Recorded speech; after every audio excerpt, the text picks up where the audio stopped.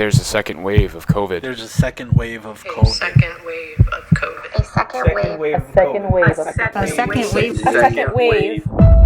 Taking over, no evictions, no foreclosures, hey! We're done. We're taking over, no evictions, no foreclosures, hey! We're taking over, no evictions, no foreclosures, hey! We're taking over, no evictions, no foreclosures, hey! We're taking over, no evictions, no foreclosures, hey!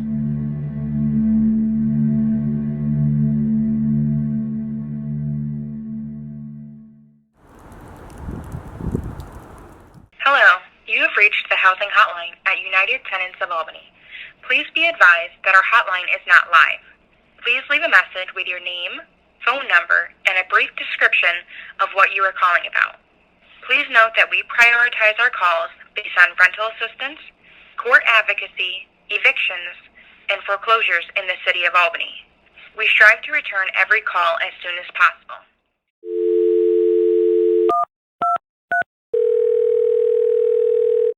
This is Levette calling from United Tenants.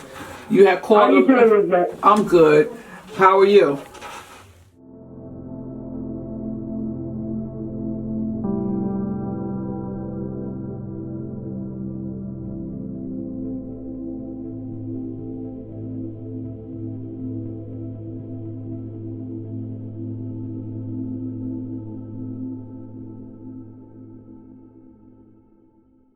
You have people that really lost everything.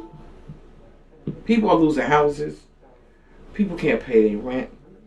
Landlords are not being negotiable. It frustrates me because schools are closing. Jobs are going from you working 40 hours to you're hopefully getting 25. You know, you're going from a 2-week paycheck to a paycheck that looks like you only work 3 days. But you still got to pay your way. I give them a lot of information, and it makes me feel good for people to call back and ask for me. You know, to give me an update.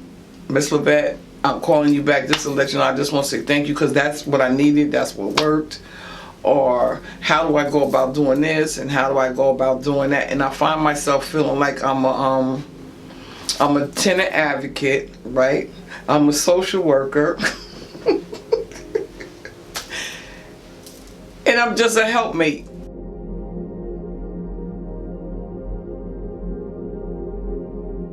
It means a lot to me. The hotline means a lot to me. I'm glad I'm here to do it.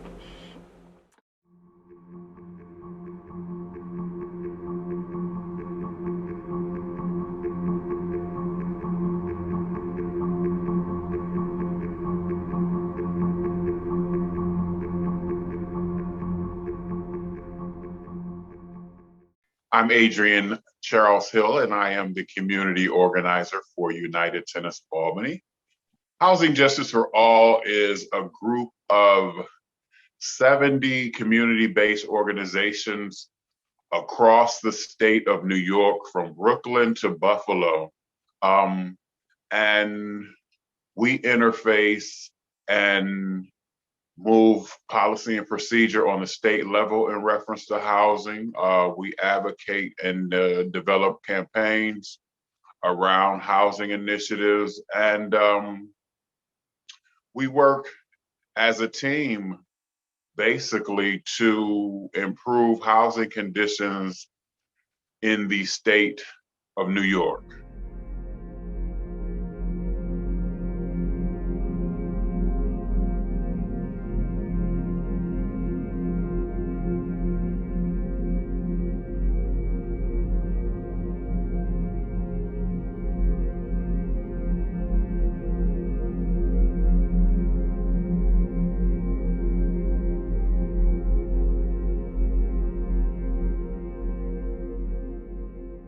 And now, amidst a crisis where thousands and thousands and thousands of people have been forced out of work, thousands and thousands and thousands of people can no longer afford to pay their rent, we have seen a complete dearth of leadership at every single level to protect the most vulnerable amongst our communities. We're here because there's a possibility that some of our elected officials might do the right thing. They might cancel the rent, they might impose a real eviction moratorium. And we are calling on them to do that. But we're also here to put everyone who benefits from this for-profit system of housing on notice. If you think you're going to throw our neighbors and our communities out onto the street, you've got another thing coming. We are getting organized and we will defend our communities because that is the right thing to do.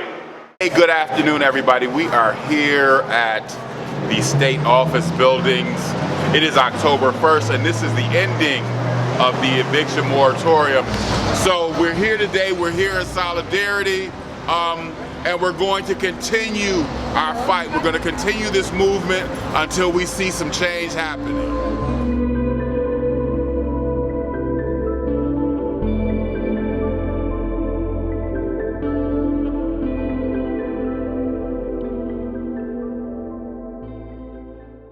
I think we've seen throughout the COVID-19 pandemic that eviction moratoriums have been used across the country to mitigate and curb the spread of the virus, because as you kind of see repeatedly that the major policy measure to stop the spread of the virus is to ask people to shelter in place and to stay at home. People don't have housing, they certainly cannot do that. So at United Tenants, a big part of our advocacy work throughout the pandemic has been to demand and advocate for an eviction moratorium to be in place throughout the entire duration of the state of emergency and crisis.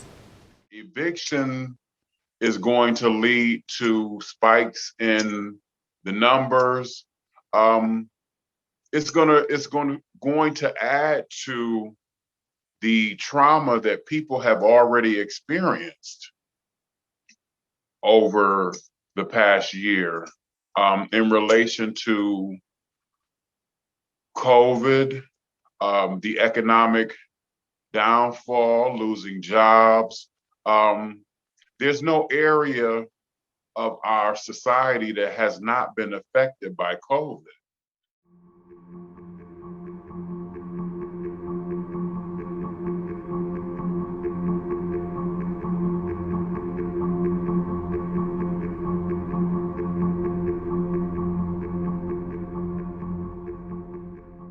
Watch the news and you continue to hear about it, but they're not really doing nothing about it.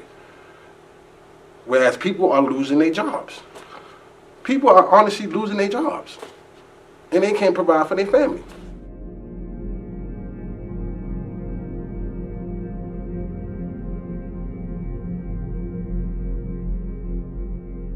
My store was, how you said it, essential, you know what I mean? Like Family Dollar. So you would not think that, you know, but we had like 23 employees. One of my employees had caught the COVID, you know what I mean? So we all just did a meeting, and they were just saying that they had to just cut, you know, some people off, you know. And unfortunately, I was one of them. I didn't have a thought that I was gonna get fired, you know what I mean? Or laid off because of this, you know what I mean? So when that happened, it just, you know, it just set me back. It does discourage you, you know what I mean? Because you say to yourself, okay, listen, you know, I'm out here doing what is right and you know, trying to make a living for myself and my children and you know, and it just seems like I said, this pandemic comes and next year, you know, they saying this, they gotta lay you off, and you know, so it's very emotional, you know what I mean? But what can you do? You know, you really can't do but so much.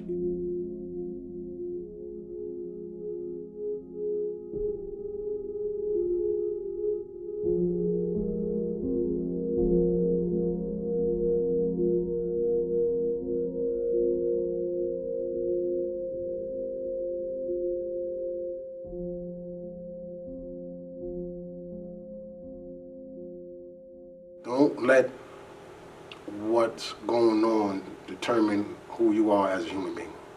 We're just struggling right now. We will get past this. You know what I mean? This is nothing, you know, nothing lasts forever.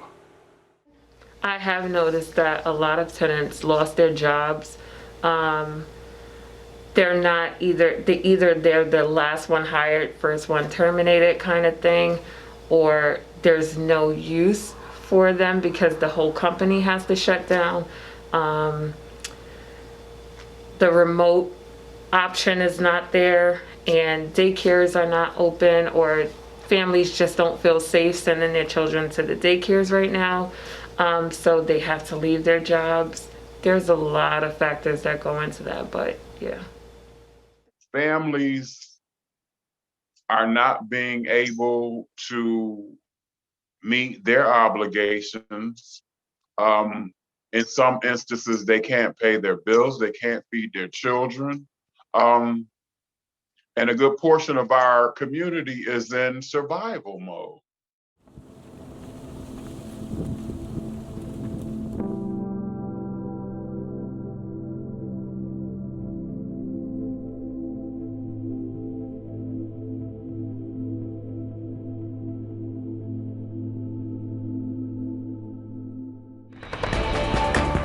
Welcome back to Capitol Tonight. I'm Susan Arbetter. According to my next guest, there is no eviction moratorium in place in New York State. A comprehensive state moratorium expired at the end of September, while the legislature put into place something called the Tenant Safe Harbor Act. It's nowhere near effective enough to prevent thousands of evictions. My guest is Laura Feltz. She's the executive director of United Tenants of Albany, and she joins us tonight. Laura, welcome back to the show. Hi, thank you for having me.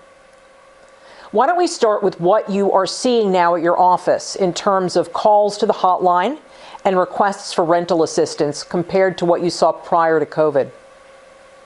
Sure. So in the month of November, United Tenants of Albany received 900 calls on our housing hotline. It's a number we've never seen before.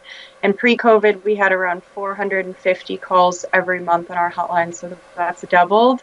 Requests for rental assistance from tenants behind on their rent, imminently facing eviction, were up to 450 last month, where in a normal month pre-COVID we received around 100. So people are really struggling to make ends meet.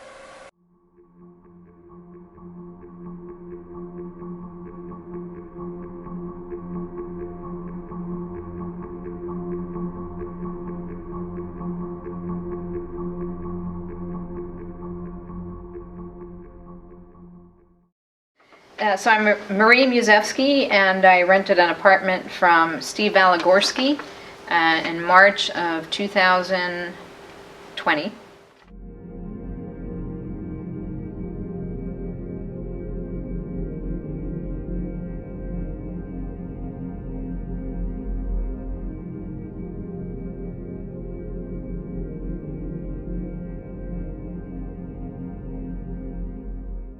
I was promised a lease. I didn't get one. I was promised a non-smoking environment. He now has a heavy smoker in there, so it's non-stop smoking. I've never been able to sleep in my bedroom. I'm still sleeping in the living room. I went to court for that, and the judge did not rule in my favor. I had no heat for 2 weeks, and he tried to throw me out, like I had something to do with it, told me to get out, and in the end it was a faulty part in the furnace. Alarms went off at 2 a.m. and I cut the electricity to them to stop the alarms and was told I had to get out. Turned out that they were defective alarms.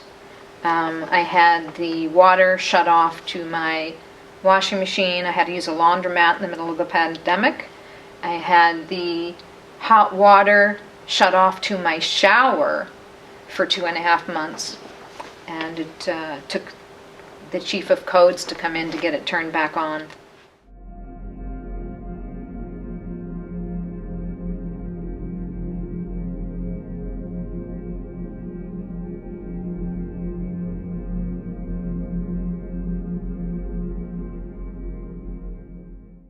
It was August when I couldn't pay my rent. I had been paying rent up until then, but obviously being out of work and having gone through my savings, there was no more money for rent.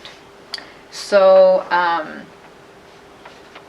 didn't pay the rent, and the landlord came on the first of the month to my door, banging on it without any notice. He just came over and said, "Where's my rent money?" And I said, "Well, I don't have it right now. I can't pay it. As you know, I've been out of work since I moved in here.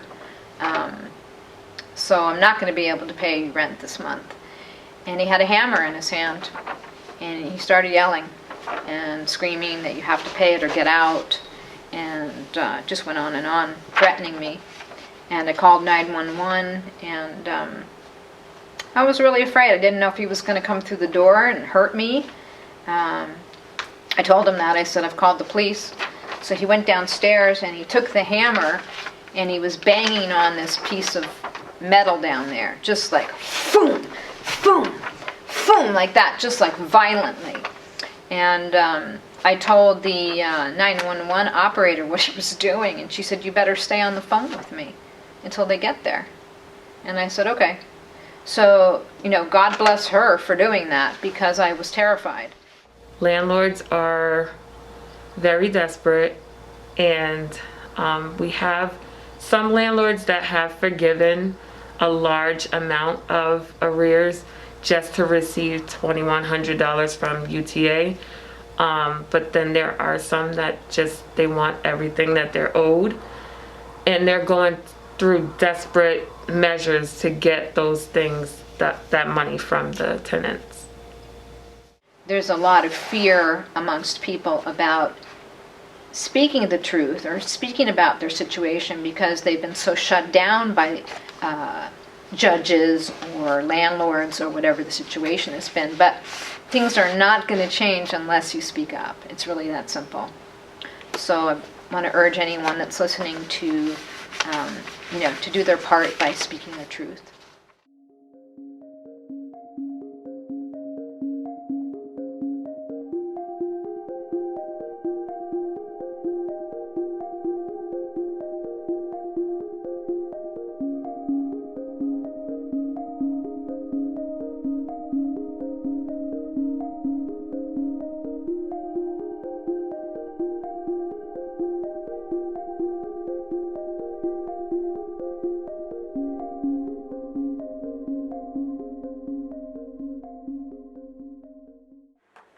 They have not passed anything, although we did hear that they were called back into session this morning, and we're really hopeful that maybe that's something that they're talking about.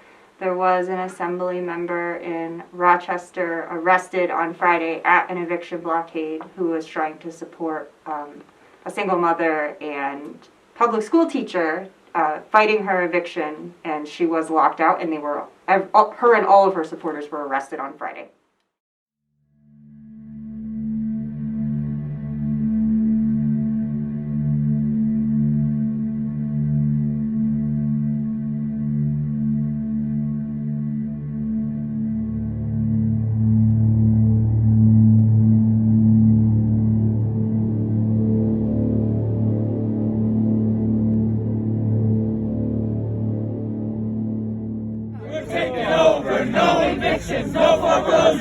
We're done. We're taking over, no evictions, no foreclosures, hey! We're taking over, no evictions, no foreclosures, hey!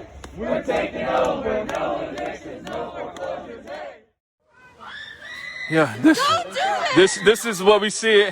This is an eviction of RPD about to put a single mother and her children out on the streets. This is Assembly Member Damon Meeks. And yeah, this is what's going on out here. Cold temperatures out here.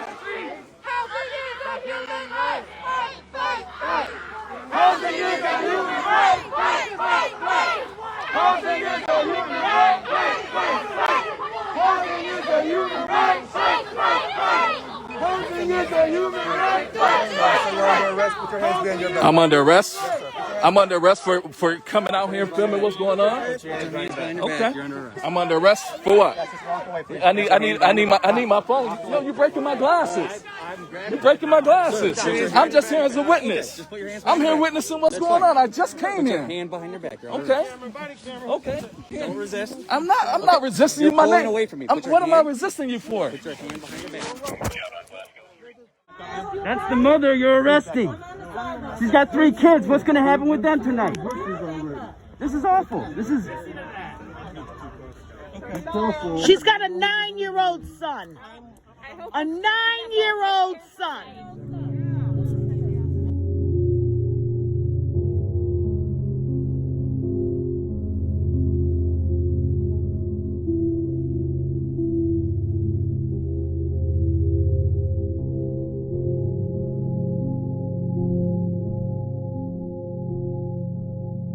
It was something I would never wish on anybody, not only because of the holidays, but because it's just inhumane. I believe that we have to look at things from a micro, meso, and macro perspective. We have to begin to look at things from the individual and not be so caught up in systems that we forget the human side of people. There's this false narrative that evictions aren't happening right now and that everything that the state and federal government has done is enough, but we see on the ground that it's not. So between that and then certainly what happened on Friday and the way that that assembly member was treated by the police and how the tenant was treated and all of her supporters, it's absurd, it's violent, it's horrible.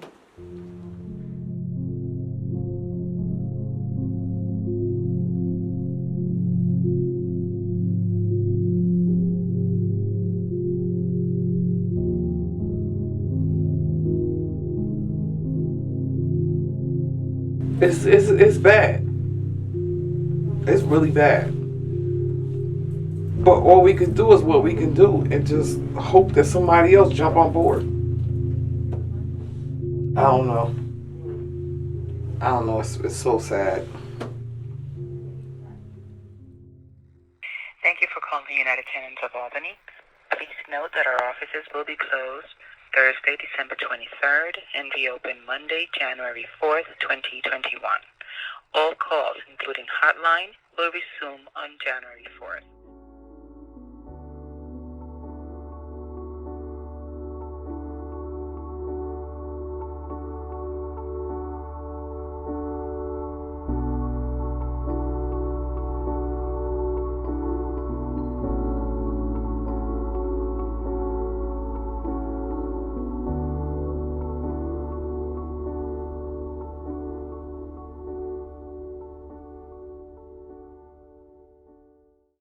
One, two, three, four, five, six, seven, eight. During the negotiations for the moratorium, there were some elected officials who did not agree with the fact that a moratorium was needed. And they actually, and I don't know, should I name their names? Because I have their names.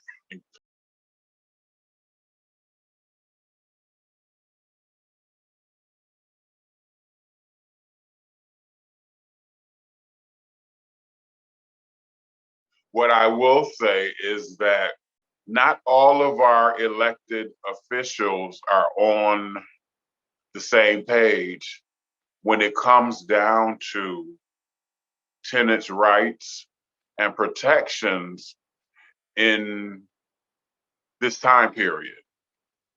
There are folks who lost their jobs, were furloughed. Even at this late date, there are people who have applied for unemployment benefits and still haven't received anything. And the tenant protections that are put in place at this point is going to take away some of the stress and the anxiety and the insecurity that people are feeling about whether or not they're going to be able to stay in their homes. I think we've seen now since maybe 2018 that the tenant movement is getting stronger and stronger all the time, and I believe that the Upstate Downstate Housing Alliance is really powerful, and that, you know, as we're bringing more tenants into the movement, that we are getting stronger.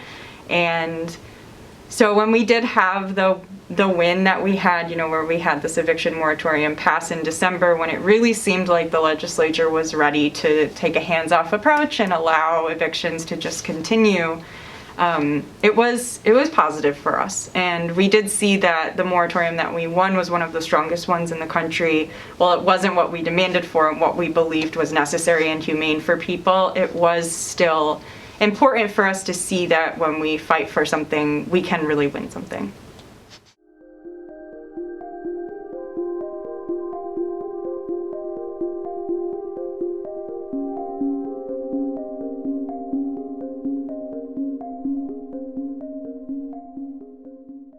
The hardship declaration that we're walking tenants through, making sure that they fill that out and they keep a copy for themselves, provide the landlord with a copy, and bring a copy to court for the judge.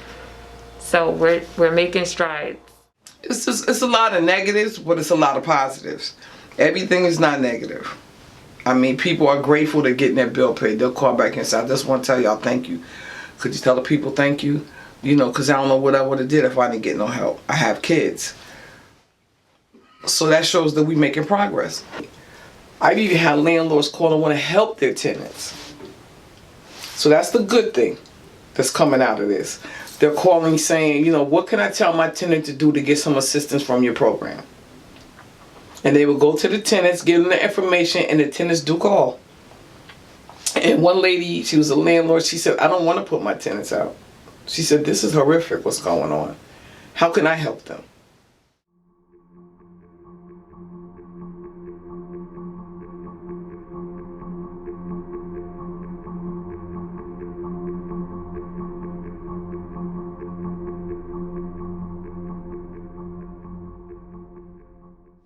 The brunt of the financial crisis can't be on the backs of tenants. They already couldn't afford their rent. So to say that now it's like figure it out, you haven't been able to pay your rent in some cases in a year, in 6 months, 8 months. We're getting people calling our hotline owing more money than we have ever seen. Something has to happen here. Something has to be done before May 1st, or there literally will be thousands, if not over 1 million people homeless. And what's going to happen then? What, the landlords are going to throw all these people out in the street, or are we going to have another extended moratorium, or something has to happen. And something needs to happen sooner rather than later, because people need to make plans. They need to know, I'm going to be out in the street, I better get a tent. No, there'll be another moratorium, I can stay here and try to get a job once the pandemic loosens up. Everybody's up in the air. I can't make any plans. How can I make a plan? What I know will take place after May 1st is there is going to be a parade of landlords that are out to evict tenants and their families. What I hope is that either there's an extension of some sort, or there's some funds made available to help these families not become evicted. With school being virtual and children being, opportunities being taken away from children, especially during this time, they don't have the access to school books. They don't have access to adequate food all the time. Being homeless would just be too much from my heart right now. I don't want to see that. I pray every day for some type of assistance to come through, a law or something to be passed to help these individuals and their families at this time. So I'm hopeful.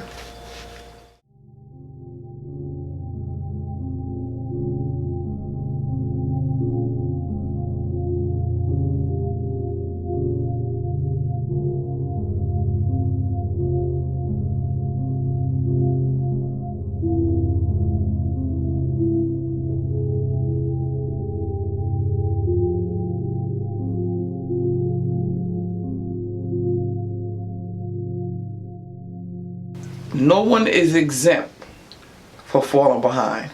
Nobody. I don't care what kind of job you have. Other things could come up and you can fall behind. It's not nothing that can't happen. At any given moment, one of us could be homeless. You know what I mean? So that's just how it is. Right now, in this day, in this time we in right now, anything is subject to happen. I just want to save the world. You will save the world. I do. I just want to put my cape on and protect tenants.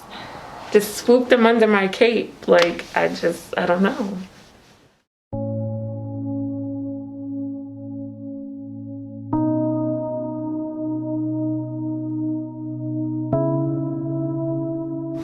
People owe back rent. We are going to face an even bigger homelessness crisis when this moratorium ends. Right. So you must take action. Anyone who has been homeless before, anyone who has slept out on the street before, with not having a safe place to stay, can understand these feelings. And for right now, it's millions of New Yorkers across the state. That's right. Millions of people from New York City all the way upstate are feeling this. So stop evicting people. Stop adding to the crisis. Not one more! Not one more! Not one more! Not one more! Not one more! Not one more!